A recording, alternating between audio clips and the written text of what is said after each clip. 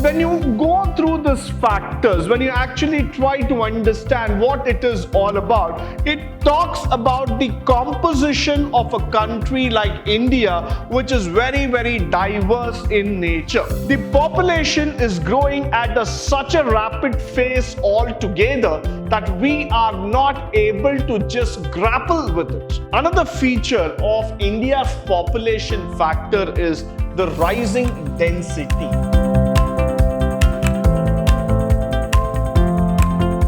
Good morning and welcome to the second session in Chapter 2, Unit 1, first semester BCom, Pre-Reforms of Indian Economy, where we are going to talk about the demographic features. Coming to the word demography itself, it is quite closely related to geography. That is, we are going to talk about the population, size, composition, diversity, growth, and quality of population. Now, when I talk about these terms, these are certain things which are of very, very high importance when it comes to our understanding. Why do I say this? Because when you go through these factors, when you actually try to understand what it is all about, it talks about the composition of a country like India, which is very, very diverse in nature.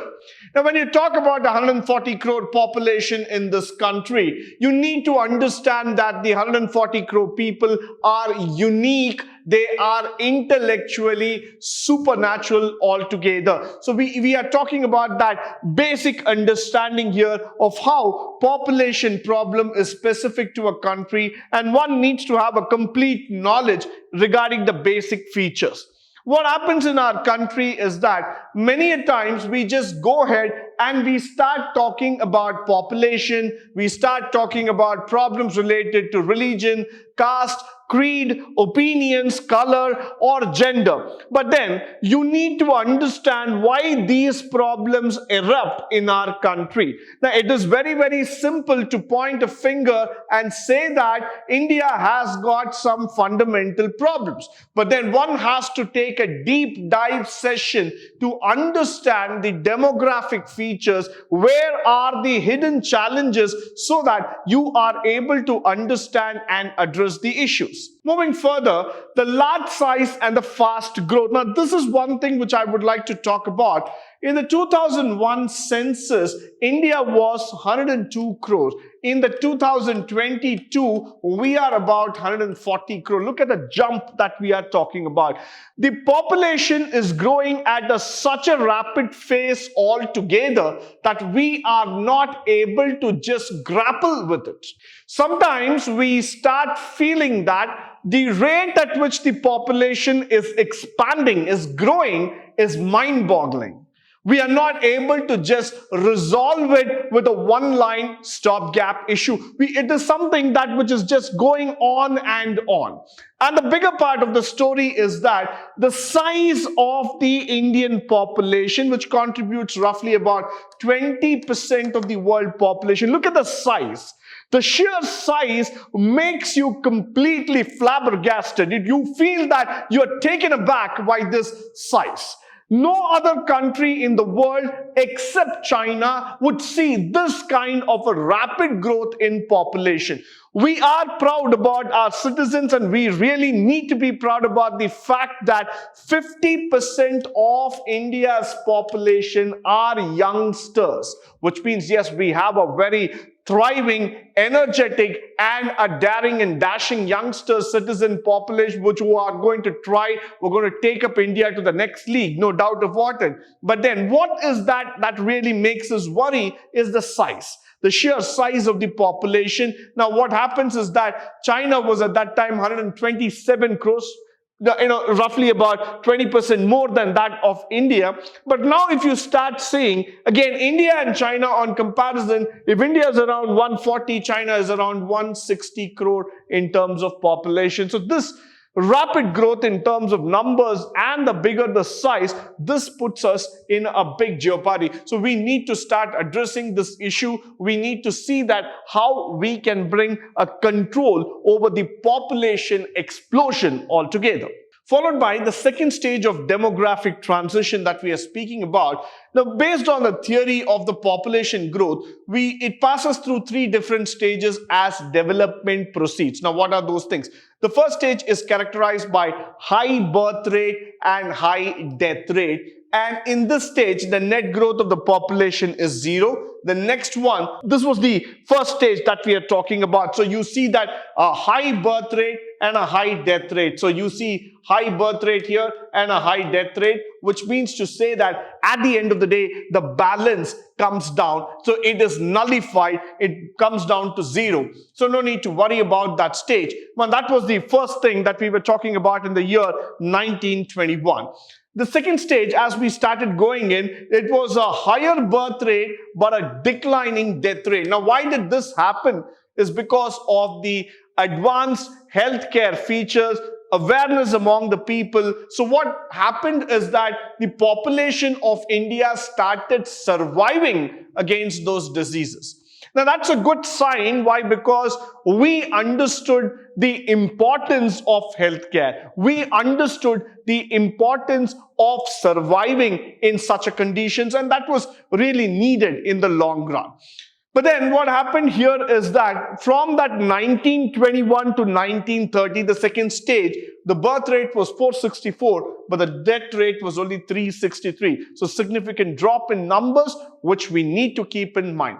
Now, this advancement, though you might say is not really high, though you might say that it is not that significant enough to talk about, but nevertheless, the population started growing from that particular time period.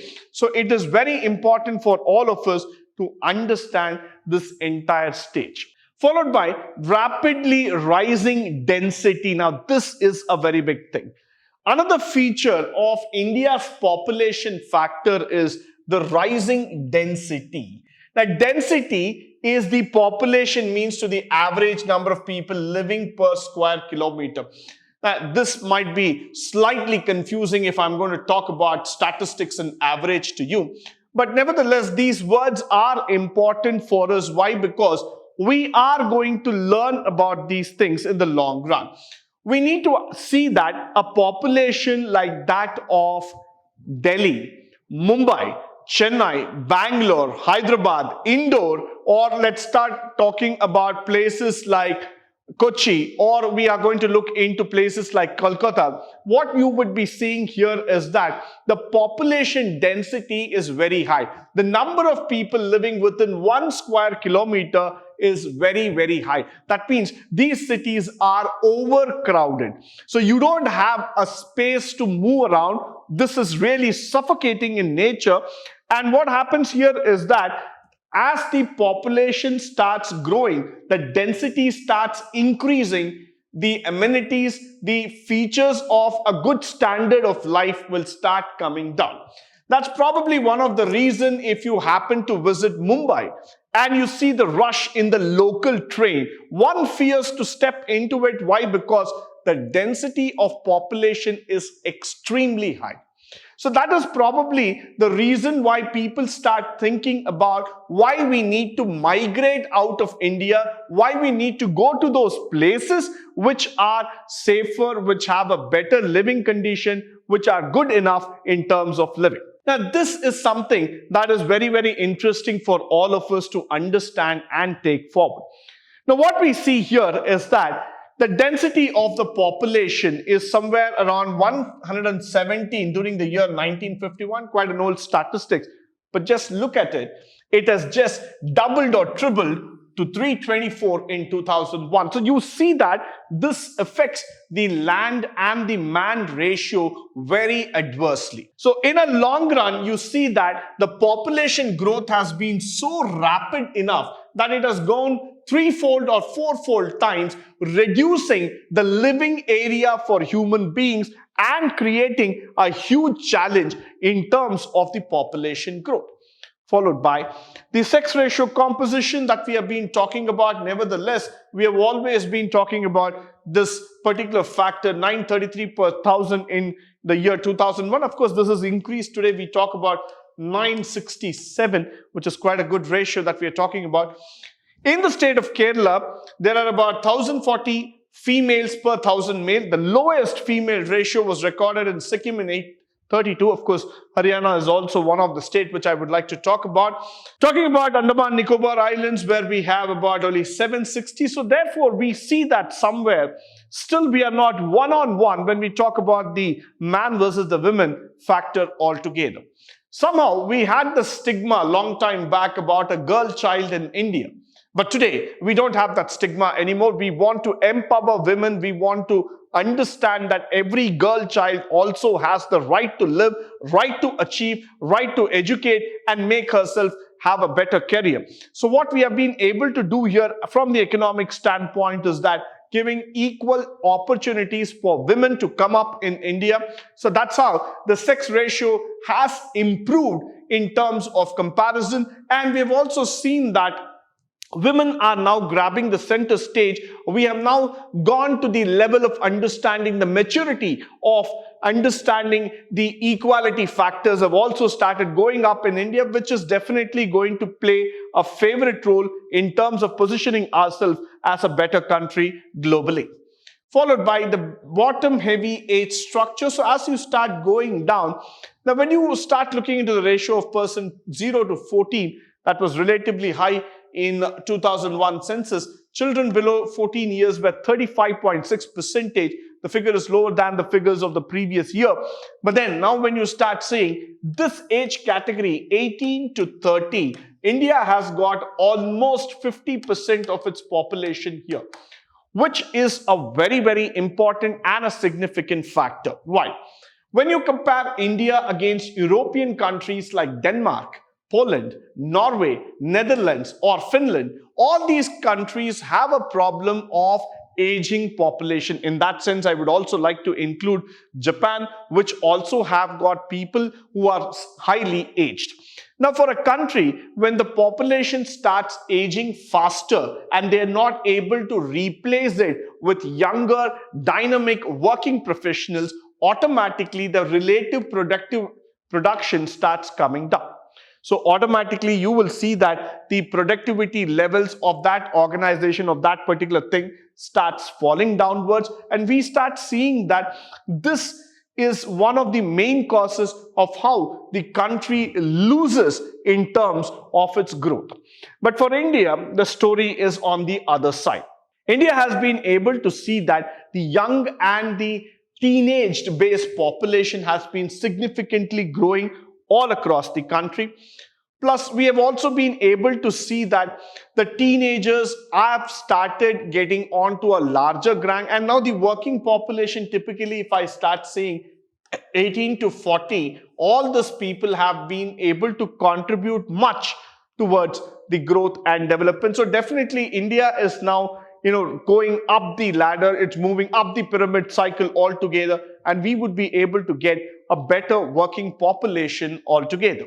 Now, predominance of rural population, we all know that in 2001, the rural population was 72.2% and the urban population was 27.8. Slightly as we move towards 2022, we see that the reduction in terms of rural population and moving in terms of the urban population. But nevertheless, one cannot deny the factor and one cannot just take it for an assumption mode saying that most of the people live only in cities. Still now, many people in India live in the rural sector. So when I talk about this, the tier 2 and tier 3 towns and cities is where we are really focusing on the population explosion. There's been a lot of development on the rural front in the upcoming years. So economically speaking, now the population is also bulging in those particular cities. So somewhere down the lane, you need to understand this factor that urbanization might be a trend 20 years back, but today we are getting back slowly to the rural areas, or rather I will put it as tier 2 and tier 3 towns, where we also see that the growth of the people have started in a very, very significant manner. So definitely this is a part that we need to work upon, though we have a huge amount of rural population, but that is on the beneficial side. Why? Because rural India is also developing in the modern times. Now, the low quality population, this is one thing that might sound negative to us apparently, but then what we need to see here is that it is not just about the birth rate and death rate. We are also trying to see a transition where we can see that the number of people that was featured in terms of the growth and the death rate, that is the number of people who had alive and the death that happened in 1921 to 30, the second phase that we are talking about, that actually started creating a set of population who were not really strong enough. And as we start going further, the immunity levels among the population has also started coming down. With this, I come to the end of this particular session. I hope and believe that all the resources shared through this session would be of great importance and value to you, both in terms of theory and also in terms of practical. In the upcoming session, we will be talking about the Human Development Index, which is a very, very important concept in economics. But until then, stay tuned, stay blessed, and stay enlightened forever. Thank you once again for joining me today on this wonderful session.